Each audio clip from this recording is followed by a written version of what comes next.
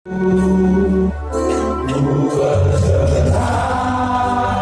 dalam kekuatan hanya Kau segalanya bagiku. Percaya janji-Mu ajaib, terukirlah kehidupanku. Ku berserah di dalam kekuatan-Mu. Ku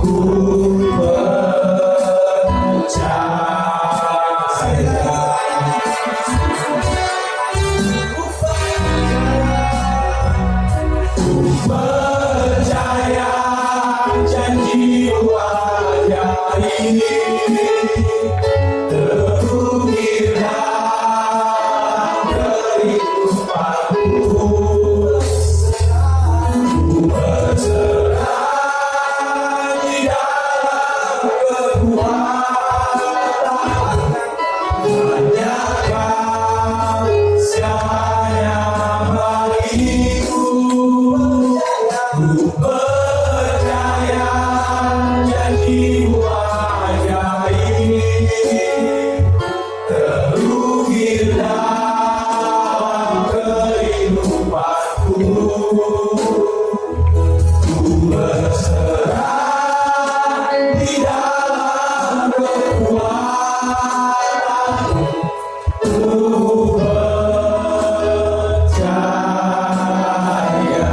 Ku percaya, ku percaya, ku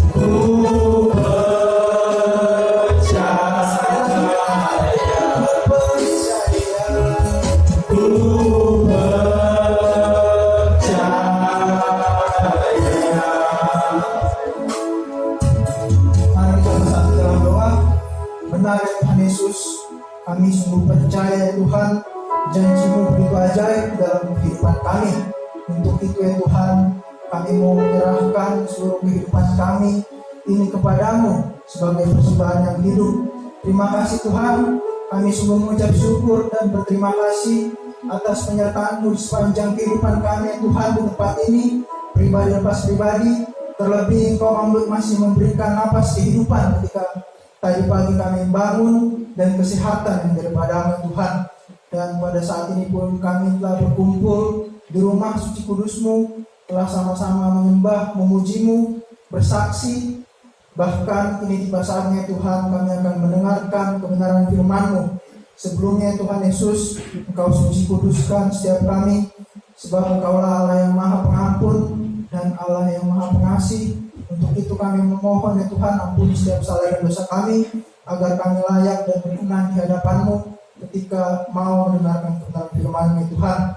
Ya Tuhan, terlebih untuk hamba-Mu ini yang menyampaikan kebenaran firman Tuhan, urapi hati dan pikiran dan perkataan hamba, supaya apa yang hamba sampaikan kepada setiap jemaat Tuhan itu menjadi berkat bagi setiap mereka ya Tuhan. Terlebih untuk jemaat Tuhan yang mendengarkannya, kiranya Engkau berikan setiap kami hati sebagai hamba dan telinga seorang murid yang untuk mendengar firman Tuhan, bahkan kami juga mau melakukannya di dalam kehidupan kami.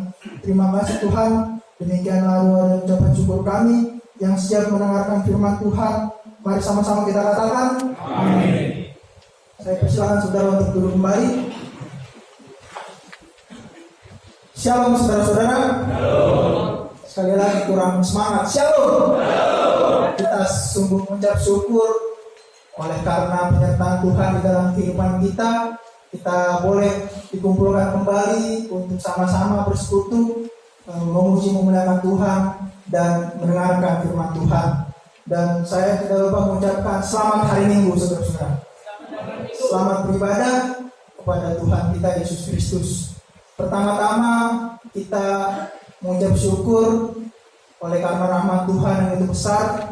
Kita sama-sama akan mendengarkan firman Tuhan. Terlebih saya pribadi banyak berterima kasih kepada saudara-saudara sekalian yang terus mendukung, mendoakan setiap kami yang melayani untuk lebih sungguh-sungguh lagi dalam Tuhan.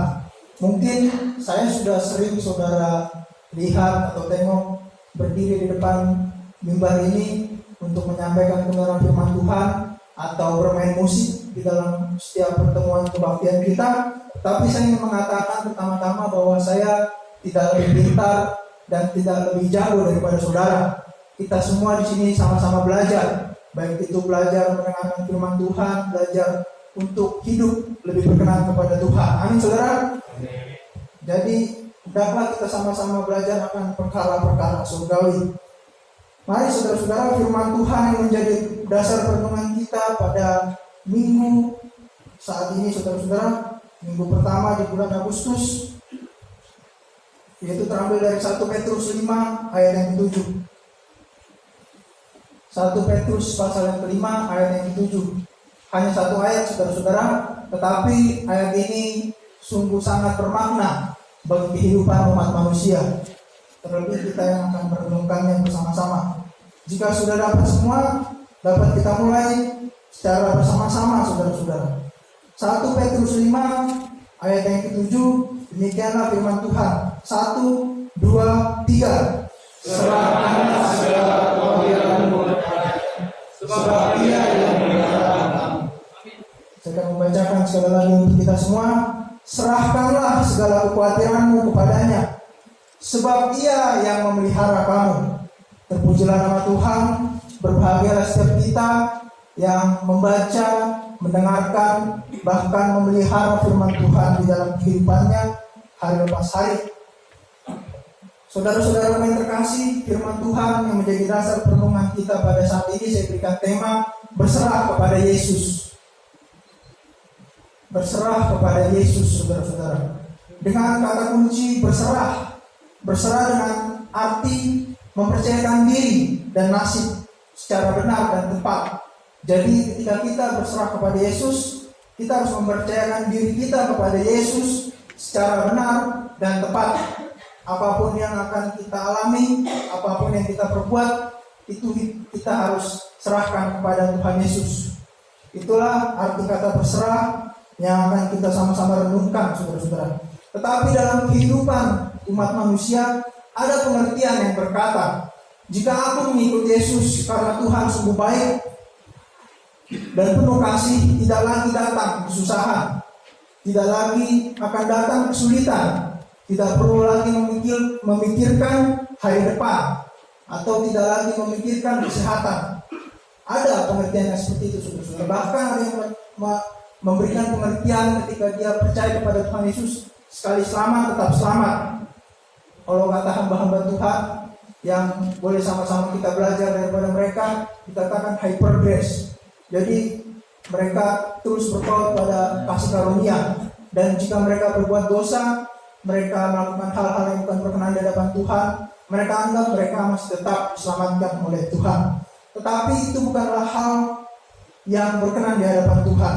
Sehingga pengertian yang seperti itu ketika mereka mengalami pergumulan, saudara-saudara, mereka merasakan di dalam hati dan pikiran, bahkan tingkah laku mereka berkata, mananya kepercayaanku ini kepada Tuhan?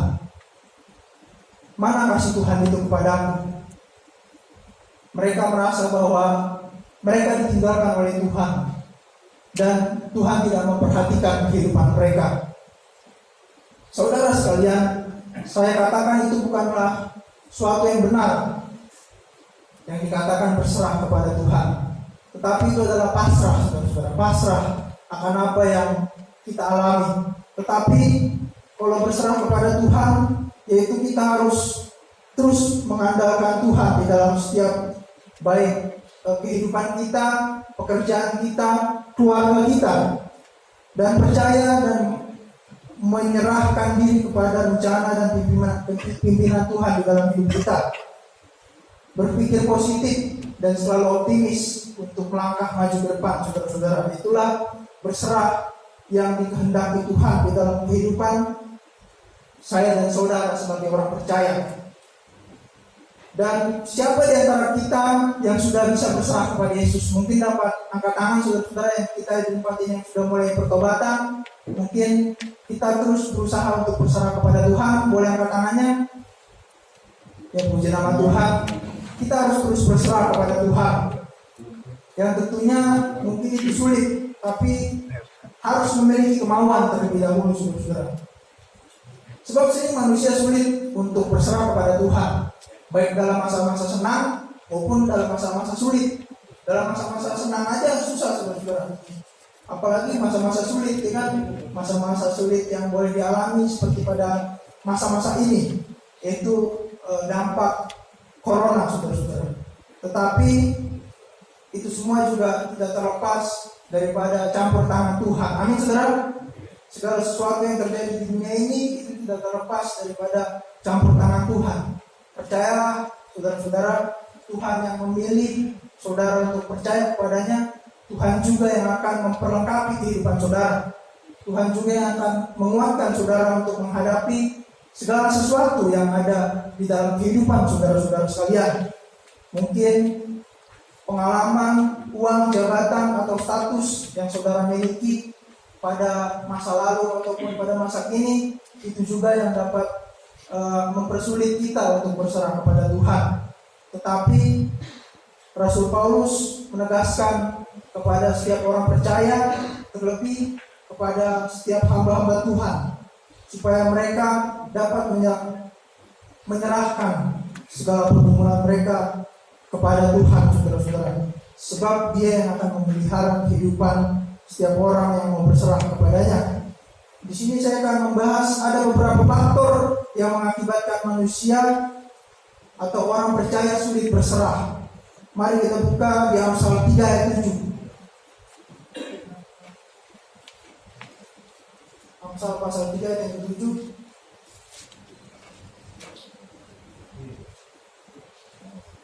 Saya akan membacakan untuk kita sekalian.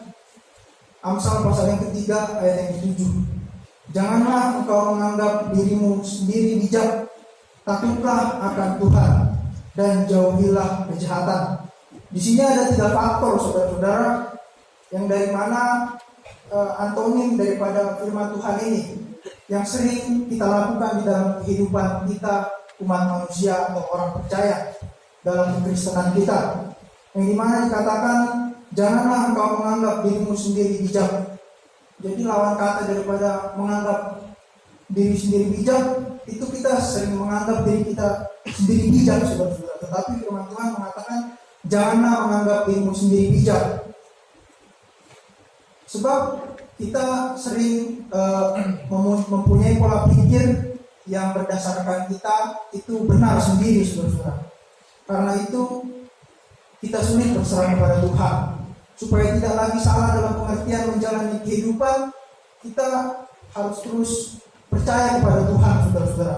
Menyerahkan setiap pikiran kita kepadanya, sehingga kita tidak lagi menganggap diri kita sendiri bijak, seperti manusia pertama yang diciptakan oleh Tuhan Yesus, saudara-saudara, di Taman Eden. Mengapa saya katakan memberi contoh pada manusia pertama? Sebab ketika manusia diciptakan, di situ manusia sudah menganggap dirinya sendiri bijak. Baik, dapat kita buka di dalam Kejadian 3 ayat 6.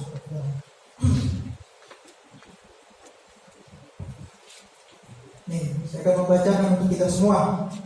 Kejadian 3 ayat yang ke-6.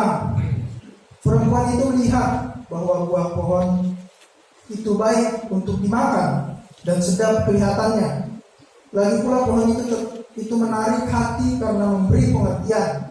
Lalu ia mengambil dari buahnya dan dimakannya dan diberikannya juga kepada suaminya yang bersama dengan dia, dan suaminya pun memakannya.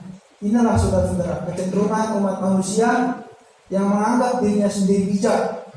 Mungkin hal itu baik menurut pandangan kita, saudara-saudara, tetapi belum tentu baik menurut pandangan Tuhan, saudara-saudara. Sedangkan firman Tuhan mengatakan janganlah kau memakan buah pengetahuan yang baik dan yang jahat. Tapi kita sering berpola pikir bahwa hal itu baik untuk dilakukan, saudara-saudara. Dan faktor yang kedua, saudara-saudara, dikatakan yaitu takutlah akan Tuhan. Jadi kita umat manusia sulit sekali untuk takut akan Tuhan, terlebih di dalam kehidupan kita di masa lampau, saudara-saudara. Mulai saat ini, saudara-saudara, takutlah akan Tuhan. Takut akan Tuhan yang saya tekankan yaitu kita menghormati setiap keputusan Tuhan, saudara-saudara. Sebab kita tidak mau menghormati keputusan Tuhan. Mungkin saudara dapat renungkan di dalam perjalanan hidup saudara, kita sulit untuk menghormati setiap keputusan Tuhan, tidak mau melakukan perintahnya, mengandalkan kekuatan, bahkan sulit untuk mengucap syukur, saudara-saudara. Dapat kita lihat di perjanjian lama juga, saudara-saudara, Kejadian 4 ayat 8. Mari sama-sama kita buka Kejadian 4 ayat yang ke-8.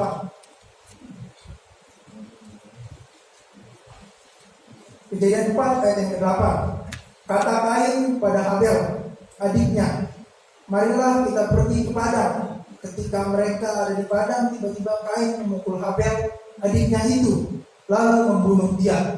Inilah, saudara-saudara, contoh di mana si Kain tidak menghormati Tuhan, saudara-saudara, menghormati keputusan Tuhan. Mungkin Tuhan mempunyai suatu rencana yang lain. Mengapa Tuhan tidak mengindahkan persembahan yang dia berikan kepada Tuhan? Tetapi dia terus kecewa, saudara-saudara. Dia tidak menghormati keputusan Tuhan. Jadi mulai saat ini kita diajak, saudara-saudara, untuk bersama-sama menghormati keputusan Tuhan di dalam hidup kita. Maupun kita mengalami sulit ataupun senang, kita tetap menghormati keputusan Tuhan yang boleh dia berikan kepada kita. Amin, saudara. Dan hal yang ketiga, saudara-saudara, kembali lagi ke Amsal pasal yang ketiga ayat yang ke-7 di bagian akhir, jauhilah kejahatan. Kalau saya merenungkan hal ini, saudara-saudara, mengapa kita sangat sulit sekali untuk berserah kepada Tuhan, karena kita cenderung ingin selalu berbuat jahat, saudara-saudara. Dari masa kecil sampai masa kita bertumbuh dewasa, kita cenderung melakukan hal-hal demikian, sehingga daripada zaman dahulu sampai saat ini harus terus diingatkan supaya kita menjauhi kejahatan. Dikatakan pada zaman Nabi Nuh, saudara-saudara, bahwa kecenderungan hati manusia itu berbuat jahat semata-mata, sehingga Tuhan membinasakan semua umat manusia, dan Tuhan hanya menyisahkan satu keluarga, yaitu keluarga Nuh, salah satu nabi besar yang tercatat di dalam kehidupan kita orang Kristen. Nah, demikian juga kita, hendaklah kita mau menjadi pribadi-pribadi yang seperti Nabi Nuh, saudara-saudara. Walaupun kita bisa dikatakan kaum minoritas, saudara-saudara, di dalam negara Republik Indonesia ini, tapi kita harus belajar untuk takut akan Tuhan, tidak lagi berbuat yang jahat. Kita harus senantiasa menghormati setiap keputusan Tuhan di dalam kehidupan kita. Pernahkah saudara-saudaraku yang terkasih pada waktu kecil diajarkan untuk mencuri, saudara-saudara? Jual narkoba atau bermain perempuan, saudara-saudara? Pernahkah orang tua saudara melakukan hal-hal demikian? Tentu saja tidak, saudara-saudara. Tetapi sesuatu itu timbul daripada hati dan pikiran kita sendiri, dan terlebih kita cenderung bergaul kepada pergaulan yang tidak baik. Itulah yang mengakibatkan kita semakin terjerumus di dalam lubang kejahatan. Jadi mulai saat ini, saudara-saudara, janganlah pernah berbuat jahat lagi, saudara-saudara, kepada sesama manusia ataupun kepada Tuhan kita Yesus Kristus. Amin. Coba katakan kepada kanan kirinya, saudara-saudara, kamu harus berserah. Supaya semangat gitu kan, kamu harus berserah. Atau mungkin saudara-saudara, faktor yang terakhir yang membuat kita sulit untuk berserah, yaitu sebagai dasar perenungan firman kita ini, karena kekhawatiran kita yang begitu menghantui kehidupan kita. Seperti saudara kita yang tadi bersaksi, firman Tuhan ini sangat menguatkan setiap kita tentunya secara pribadi, saya dan saudara-saudara, supaya kita mampu berserah kepada Tuhan, menyerahkan kebutuhan kehidupan keluarga kita, anak istri kita di luar, bahkan masa depan kita, saudara-saudara. Sebagai contoh saya pribadi, saudara-saudara, saya juga belajar menyerahkan diri kepada Tuhan. Sebab saya pikir saya masih muda, saudara-saudara. Masih banyak perjalanan hidup yang harus saya lewati. Dan tentunya itu bukan hal yang mudah. Semasa-masa dari saya mulai mengenal hal-hal yang jahat, terlebih dalam dunia narkoba, saya sangat mendukakan hati saudara-saudara saya, contohnya saudara-saudara. Apalagi mendukakan hati Tuhan, mendukakan orang tua saya. Bagaimana dengan hati Tuhan? Sedangkan orang tua saya saja, mereka terus bersedih, saudara-saudara. Jadi itulah yang harus kita renungkan di dalam kehidupan kita. Jangan lagi kita mengambil tindakan yang tidak baik. Jadi orang yang berserah itu dia harus memiliki kerendahan hati, ketulusan, dan kejujuran di dalam kehidupannya. Mungkin saudara bertanya-tanya di dalam kehidupan saudara, mengapa sih kita semua harus berserah kepada Tuhan? Jawabannya ada di dalam Kejadian 1 ayat yang 1, saudara. Pada mulanya Allah menciptakan. Jadi pada mulanya Allah yang menciptakan saudara dan saya. Jadi sebagaimana layaknya ciptaan menyerahkan diri penuh kepada Tuhan, kepada Sang Pencipta. Itulah yang harus kita lakukan. Amin, saudara. Amin. Jadi pada mulanya Allah menciptakan saya dan saudara sedemikian rupa. Untuk itu janganlah kita menghilangkan citra Allah yang ada di dalam kehidupan kita. Citra Allah yang memancarkan kemuliaan Kristus di dalam kehidupan kita. Dan di sini saya akan membagikan 2 poin, saudara-saudara. Apa yang kita rasakan di saat berserah kepada Yesus? Itu pertanyaannya yang harus kita renungkan, saudara-saudara. Apa yang kita rasakan di saat berserah kepada Yesus? Ada 2 hal yang akan saya bagikan kepada setiap kita, dan 2 hal ini tentunya sangat memberkati saya pribadi. Yang pertama yaitu di saat kita mau berserah, di situ kita akan disembuhkan. Yaitu ayat pendukungnya daripada Amsal pasal yang ke-7, saudara-saudara. Amsal pasal yang ke-3 ayat yang ke-8. Sini saya akan membacakan untuk kita semua. Amsal pasal yang ke-3 ayat yang ke-8. Demikianlah firman Tuhan. Itulah yang akan menyembuhkan tubuhmu dan menyegarkan tulang-tulangmu. Jadi yang pertama, ketika kita berserah kepada, tidak lagi menganggap diri kita sendiri bijak, kita menghormati keputusan Tuhan dan menjauhi kejahatan, Tuhan akan menyembuhkan kehidupan saya dan saudara. Tidak lagi mengalami pesakitan orang yang berserah kepada Yesus. Amin, saudara-saudara.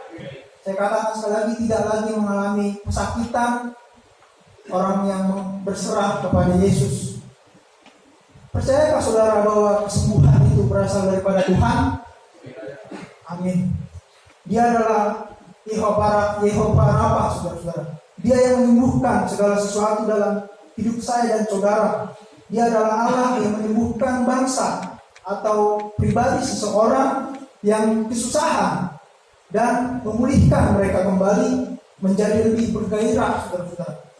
Baik kesembuhan moral, baik kesembuhan jasmani, dan kesembuhan rohani, saudara-saudara. Bahkan saudara yang mengalami luka hati, luka batin, dia mampu menyembuhkannya, saudara-saudara. Tentunya saudara mempunyai luka batin atau luka hati, sakit hati, saudara-saudara. Sebab rata-rata orang yang terjerumus di dalam hal-hal kejahatan itu mereka pastinya dijebak oleh orang lain, saudara-saudara. Jadi mulai saat ini kita harus mampu mengampuni orang-orang yang bersalah kepada kita, supaya kita juga mendapatkan pemulihan, kesembuhan daripada Tuhan ketika kita berserah kepadanya. Sebab dalam Ayub 5 ayat yang ke-19, dapat kita buka dalam Ayub 5 ayat yang ke-19.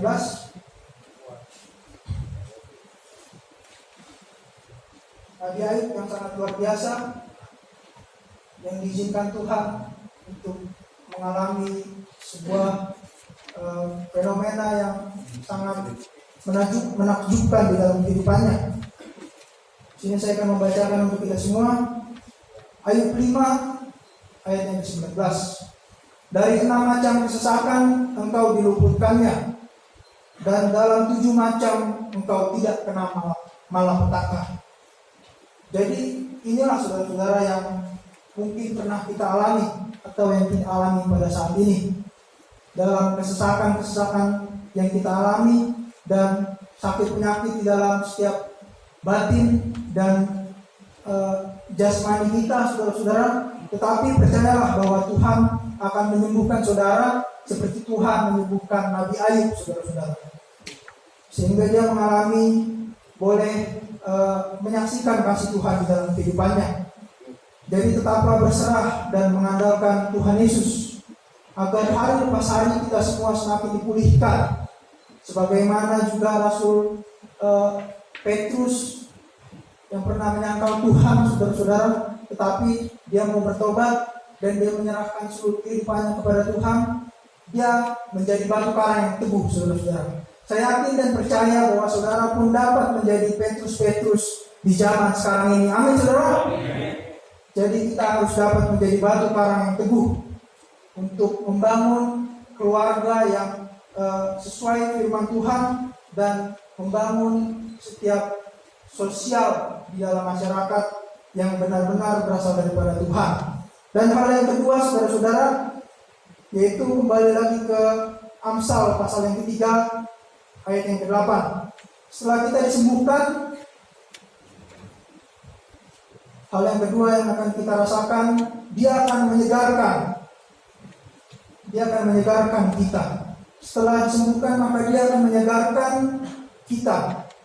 Menyegarkan kita dalam hal yaitu tubuh, jiwa, dan roh kita, saudara-saudara. Kita semakin disegarkan hari lepas hari, diperbaharui oleh pembaharuan budi yang benar, mengarah kepada Kristus yang itu adalah kepala, saudara-saudara, kepala jemaat. Sebab pada mulanya, saudara-saudara, manusia mempunyai hal-hal yang segar di dalam kehidupannya. Tetapi karena hal-hal yang tidak berkenan kita lakukan, maka manusia menjadi seperti tulang yang rapuh, saudara-saudara. Di mana dikatakan, itulah yang akan menyembuhkan tubuhmu dan menyegarkan tulang-tulangmu. Jadi manusia tidak berserah kepada Tuhan, kita seperti tulang yang rapuh, yang kekurangan kalsium, saudara-saudara, kekurangan vitamin. Kalau kata orang Batak, dia hurpit, saudara-saudara, kurang vitamin. Jadi janganlah seperti itu, saudara-saudara.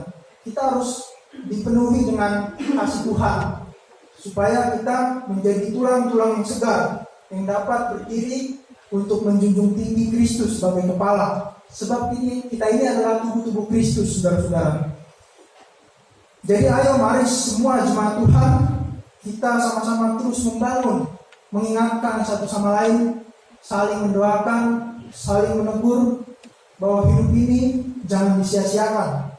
Biarlah yang berlalu itu hanya menjadi cerita untuk membangun iman kita lebih kuat lagi kepada Tuhan, baik di dalam hal dunia maupun kerohanian kita. Sehingga hidup kita pun juga berdampak bagi saudara yang ada di sekitar kita, keluarga, bahkan orang-orang lain. Amin, saudara. Jadi kehidupan kita menjadi berkat dan berdampak ketika kita mau menyerahkan seluruh kehidupan kita kepada Tuhan, dan kita akan semakin disegarkan kepada pengertian yang benar, saudara. Disegarkan di sini saya akan membagikan tiga subpoin, saudara. Yang pertama disegarkan yaitu iman pengharapan kita. Dapat kita buka di dalam Filipi 1 ayat 21.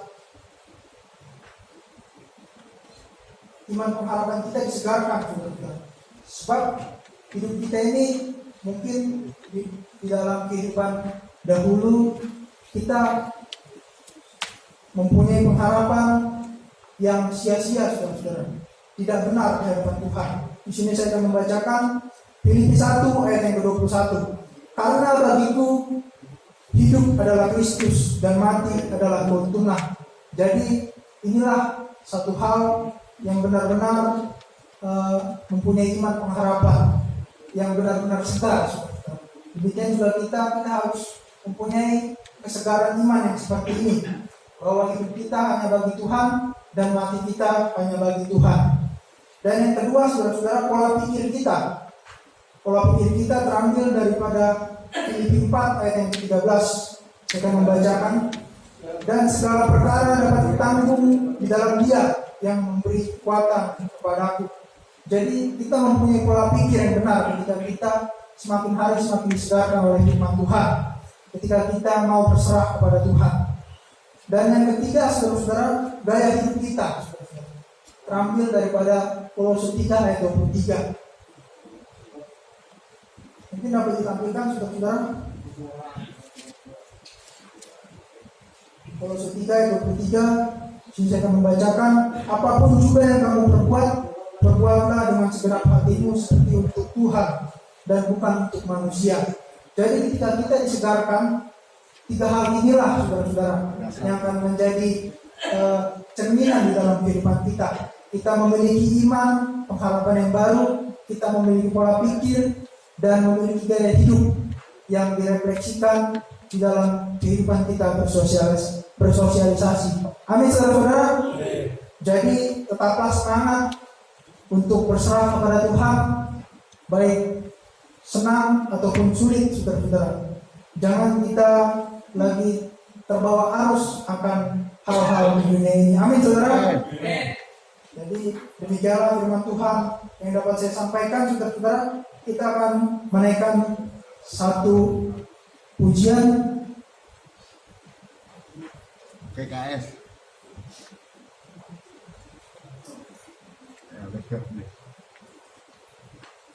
Mungkin Saudara Hendra boleh tampilkan.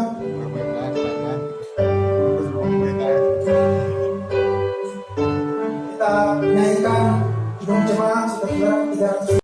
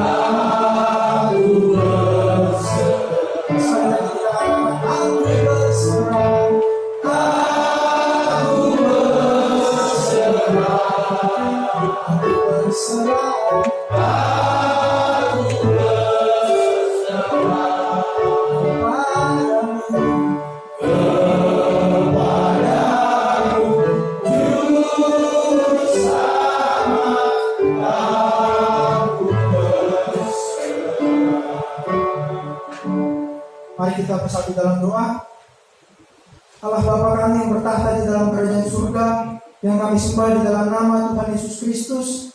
Terima kasih ya Bapa, terima kasih ya Roh Kudus, Engkau telah menuntun jalannya pemberitaan firman-Mu ya Tuhan pada saat ini ya Tuhan.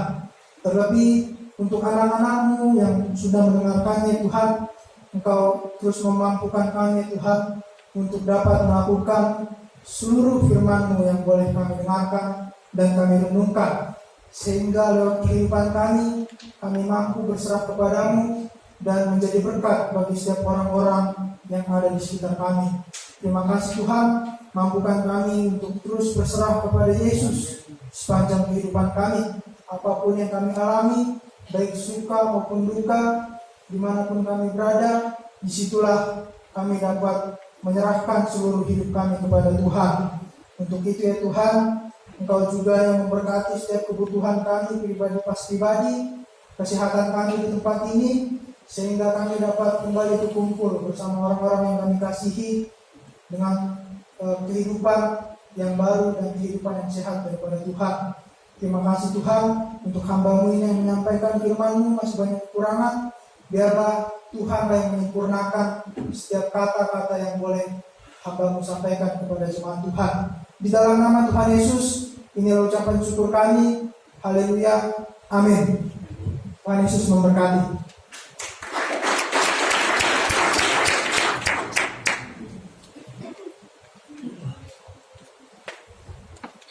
Ya, terima kasih atas kebenaran firman Tuhan yang sudah disampaikan oleh hambanya, Saudara Nicholas Torus. Biarlah firman